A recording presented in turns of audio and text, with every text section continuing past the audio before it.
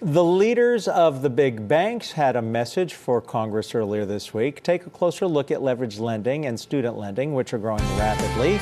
But what exactly are leveraged loans and how rapidly are they growing? It's time for Yahoo You. Our very own Brian Cheung is going to break down leveraged loans. Hi there, good morning. Well, class is in session, and the topic today is leveraged lending. We've heard the likes of Janet Yellen and a number of other regulators actually flag this as an issue. But what exactly is leveraged lending? Well, it's a source of funding for companies with a poor credit history, and by nature that means that they're going to be riskier. And if you think that these are just small startup companies, that's not always necessarily the case. There are larger companies, think iHeartMedia and AT&T, for example, which actually dipped into the leveraged loan market in the amount of $40 billion to finance its Time Warner acquisition. Basically, what happens with these leveraged loans is that they're carved up and sold to different types of investors. Sometimes they're sold directly to investors, and other times they're actually packaged into what they call collateralized loan obligations, where they're then bought by insurance companies and hedge funds and the like.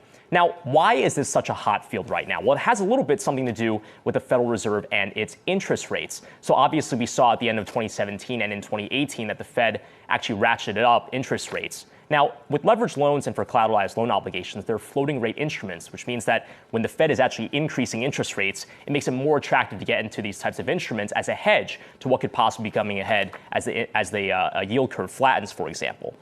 But why are leveraged loans then so dangerous? Well, it has to do with the structure of how highly levered these loans have gotten over the past couple of years. Between 2008 and 2010 and 2018, the number of actual leveraged loans has gotten more leveraged. So in 2008, for example, the majority of the share of leveraged loans was actually around 4 times debt to earnings. But in 2018, that's risen to a majority of 6 times. As you can see, the red bars basically indicating more debt, which is 6 times the regulatory threshold for what they recommend. Banks actually don't even do it anymore. That has become a larger share in 2018.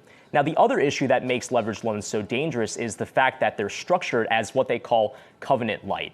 This means that these are types of instruments that actually have looser underwriting standards, so fewer protections for the lender and also fewer restrictions for the borrower. Over time, in just the last 4 years, that actually percentage of covenant-light loans has gone up from the low 60s to actually the mid 70s. So this is all kind of within the underlooming cloud of what could be coming as we get into the longest U.S. expansion in history. And people worry about exactly what leveraged loans would do if there were to be default, a wave of default among these companies. Not only would it hurt the lenders themselves, but it could also hurt the actual employers, for example, the AT&Ts and the iHeartMedias of the country, and actually possibly put a lot of people out of jobs.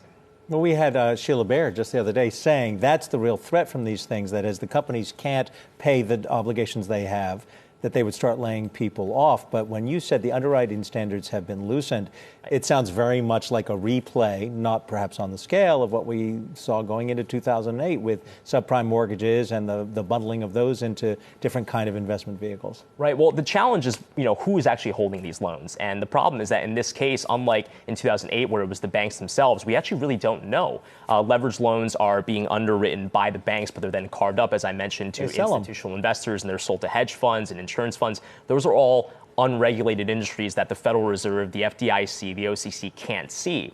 So the problem with leveraged loans is that if there were to be some sort of wave of corporate defaults, the amount of parties that would be infected would be far more widespread. And people say that's maybe a good thing because you don't have all of it concentrated within the banking industry, but it could hurt a lot of individual investors. But it also wouldn't necessarily, it wouldn't be absorbed by big banks, for example, that have a lot of capital behind them. In other words, these organizations that hold it perhaps are more vulnerable. And that's the concern. I mean, we had these 7 CEOs on Capitol Hill the other day say that, this is something that is of concern, but not of concern to us because we don't hold these loans. But the issue— They said it's something to watch. It's something to watch because especially if these institutional investors find this risky and they don't want to get into this business anymore, the banks will not be able to sell these loans because the market will dry up and they'll be forced to hold them. Now, in a way, you might argue that would be a better off thing for financial stability because, again, as you mentioned, Julie, they do have capital requirements and are subject to a slew of other regulations that the shadow banking industry is not. But the question right now is that's not the case for the time being. If there were to be a contagion right now,